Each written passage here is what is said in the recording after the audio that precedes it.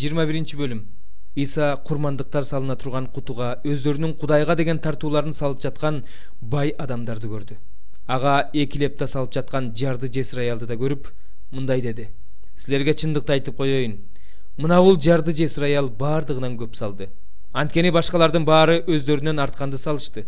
Ал эми бул аял жардылыгына карабастан колунда болгонун тамакка деген акчасынын баарын салды." Бирөөлөр ибадаткананын кымбат таштар менен тартуулар менен кооздолгондугу жөнүндө сөз кылып жатышканда Иса мындай деди: "Силер бул жерде көрүп тургандын баары кыйрап, таш үстүндө таш калбай турган күндөр келет." Ошондо алар Исадан: "Устат, бул качан болот? Булардын ишке аша тургандыгын кандай белги аркылуу билсе болот?" деп сурашты. Ал мындай деди: "Силерди бирөө адаштырып кетпеш үчүн сак болгула.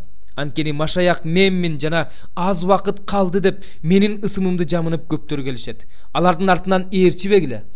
Согуштар жана дүрбөлөңдөр тууралуу укканыңарда коркпогула. Анткени алгач ушундай болушу керек. Бирок бул дүйнөнүн акыры эмес." Андан кийин аларга мындай деди: "Бир эл бир элге, бир падышачылыкка каршы көтөрүлөт. Жерлерде катуу жер титирөөлөр, ачкачылык, жугуштуу оорулар, коркунучтуу көрүнүштөр жана асмандан чоң жышаандар болот. Бирок адегенде силерге кол салышат. Силерди куугунтукташат, синагогадагылардын колуна салып беришет, түрмөлөргө камашат. Менин ысымым үчүн падышалардын жана башкаруучулардын алдына алып барышат. Мен жөнүндө күбөлөндүрүшүңөр үчүн ушундай болот. Ошондуктан эмне деп жооп берүү жөнүндө алдын ала ойлонбоо керектигин көкүрөгүңөргө түйүп алгыла. Анткени силерге каршы чыккандар каршы тура албагыдай, каршы сүйлөй албагыдай сөз менен акылмандыкты мен берем. Силерди ата-энеңер, бир туугандарыңар, тууган уруңар жана досторуңар кармап беришет, жана кээ бирөөңөрдү өлтүрүшөт. Менин ысымым үчүн бардыгына жек көрүндү болосуңар, бирок башыңардан бир тал чачыңар да жоголбойт. Чыдамдуулук менен жаныңарды сактап кала аласыңар. Иерусалимди аскерлер курчап алганын көрсөңөр, анда анын кыйрай турган убагы жакын калганын белгиле. Ошондо Жүйүт аймагында жашагандар тоого качып кетишсин. Шаардагылар шаардан чыгып кетишсин, шаардын сыртындагылар шаарга киришпесин. Анткени ошол күндөр Кудайдын элди жазылай турган күндөрү. Ыйык жазууда жазылгандардын баары орундалат. Ошол күндөрдө кош бойлуу жана эмчекте баласы бар аялдарга кыйын болот. Анткени жер үстүндө чоң алаамат болуп, бул элдин башына Кудайдын каары түшөт. Алар өткүр кылычтан кырылышат, бардык бутпарас элдердин арасына туткундалып кетишет. Бутпарастардын заманы бүткөнчө Иерусалим алардын таман астында калат.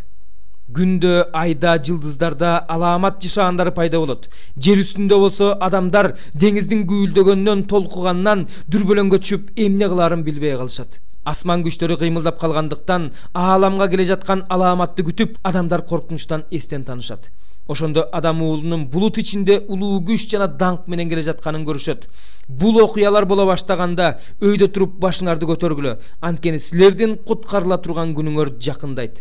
Анан аларга бул салыштырууну айтып берди: "Анжыр дарагын жана бардык бактарактарды карагыла. Алардын жалбырагы чыгып калганын көргөнүңөрдө жай мезгили келерине аз калганын билесиңер. Ошол сыяктуу эле ушулар болуп жатканын көргөнүңөрдө Кудайдын падышачылыгы жакын калганын билгиле.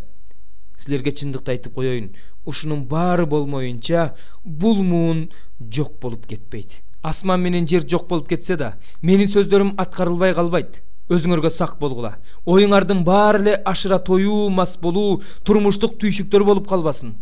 Ал күн силер күтпөгөн убакта келип калбасын. Анткени ал күн жер үстүндө жашоочулардын баарын тор сыяктуу басып калат. Ошондуктан сергек болгула.